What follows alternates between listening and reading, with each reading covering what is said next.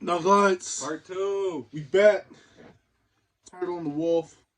Doing 5 through 12 here. Weeks 5 through 12. Broncos schedule. Don't forget it. We stopped off on taking a fat L to the hated Raiders. Yes, to the much hated Raiders. Number one hated team in the league. Hoping we're wrong. Hoping we're wrong here. Do not get that right. Do not get it twisted. We want to win. We want to win. We're predicting an L. We're predicting an L. That is just that stinks of a Broncos L. Prove me wrong, Broncos, Russ. Prove us wrong. Yeah, Russ and Hackett. Hack. No, don't talk much about Coach Hackett. Coach Hackett, I like that we hired an offensive-minded coach. I wanted to hire an offensive-minded coach from the jump when we fired Huckley Duckley. We went that route. What? 3 times in a row? Twice in a row? Three times in a row. 3 times because it was Fox. Well, no, 2 times. Kubiak, 2 times in a row. Because after Kubiak was offensive-minded. So Vance Joseph. Yeah, Vance Joseph, and then Fangio. Yeah. So we went the defensive route twice in a row. I didn't want to go with 3 times in a row.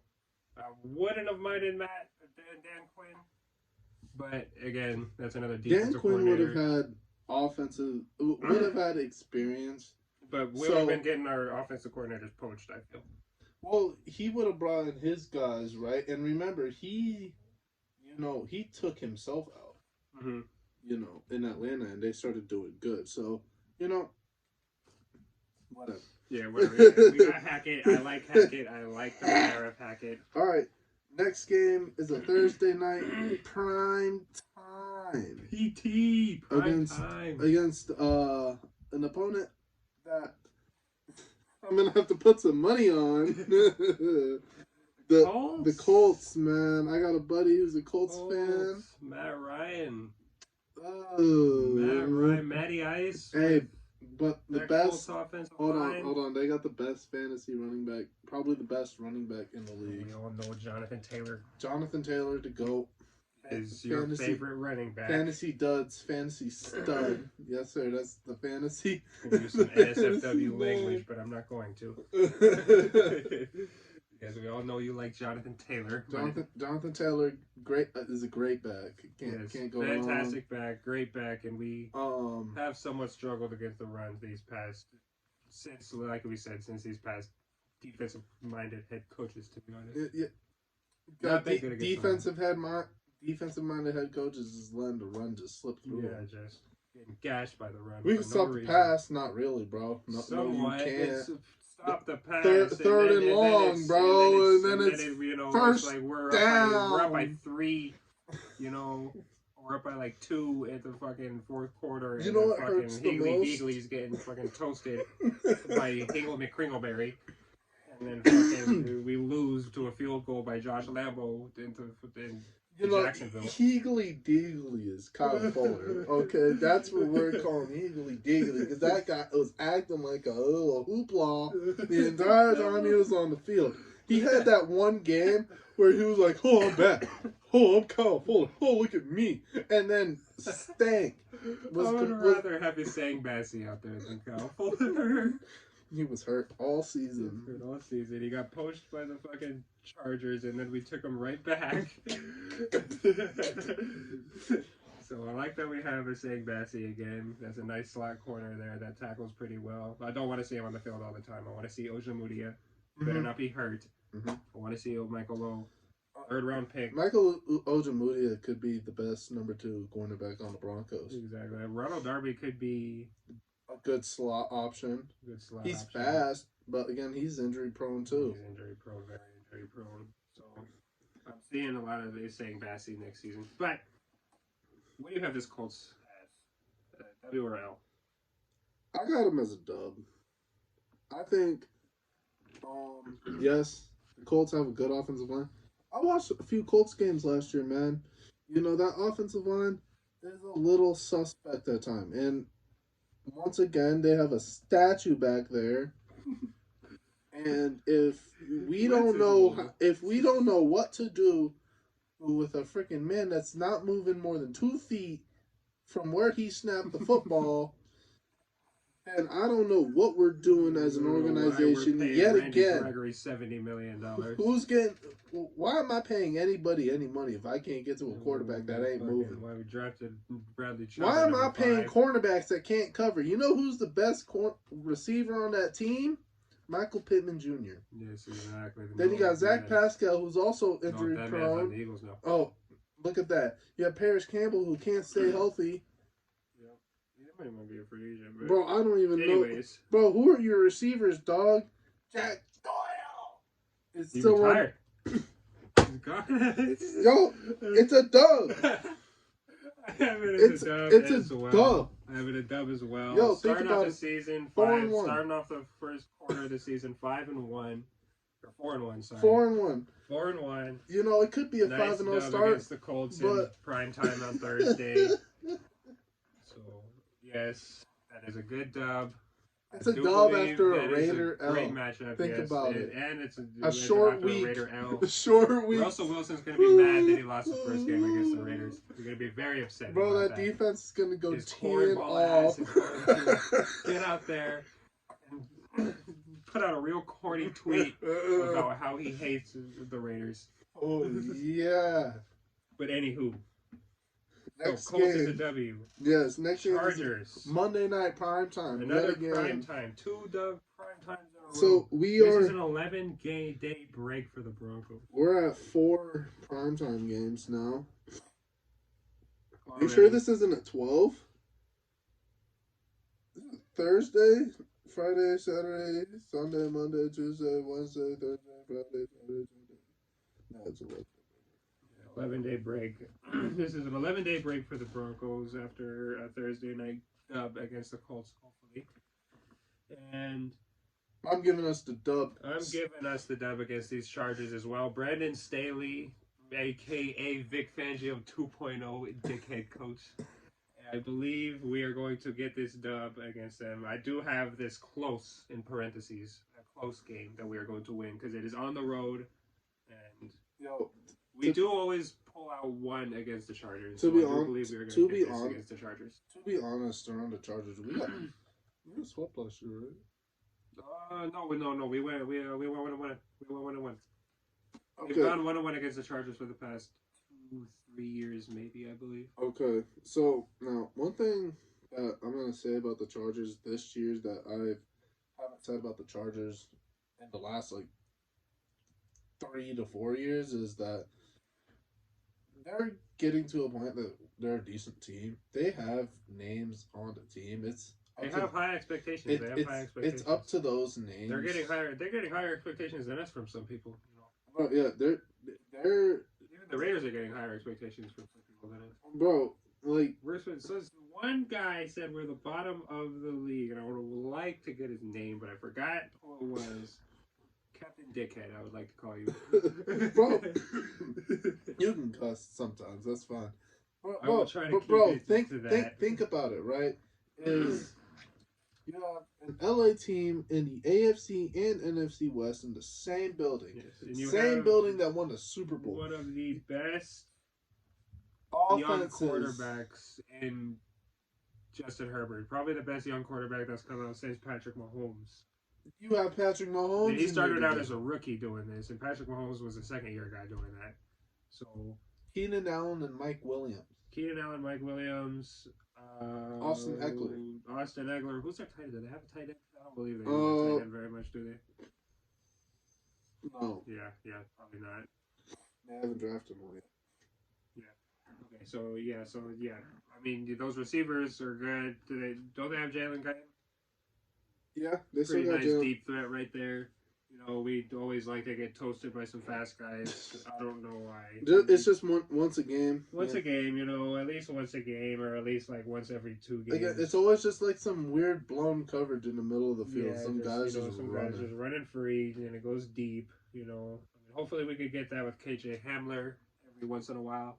Yep. I would like to see that. But yeah, if Judy gets suspended, KJ moves up to the number 3 receiver on the board. Yeah, exactly. So he'll probably be a nice slot, fast dude, getting some nice deep looks.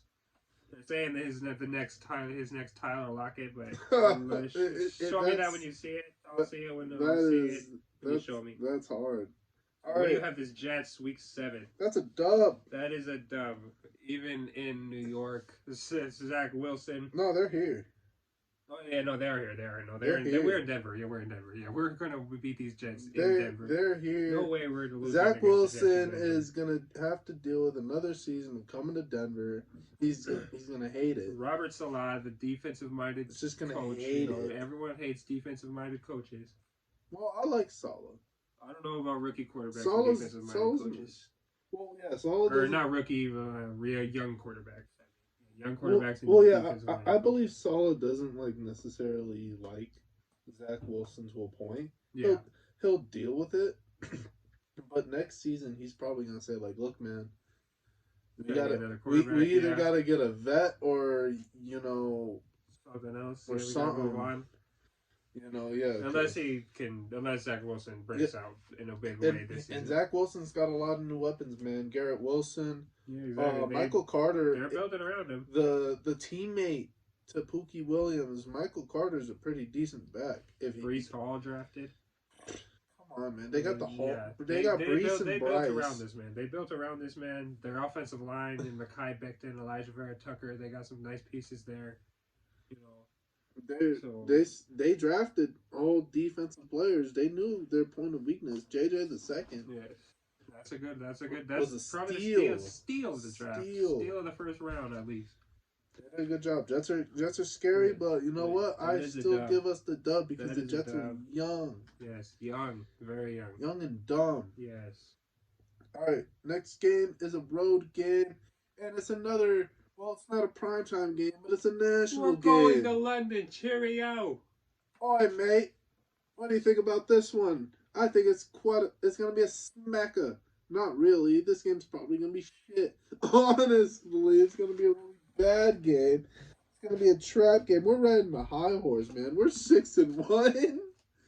Give me the L. Yes, sir. I'm taking the L on this game as well. Like we said before in that last game, the Jaguars are loved in London. Absolutely loved. The London Jaguars. And they're shit. They could relocate there. That is a possibility. But anyways, yes, that is an L in Jacksonville. Just Trevor Lawrence I believe, is going to break out.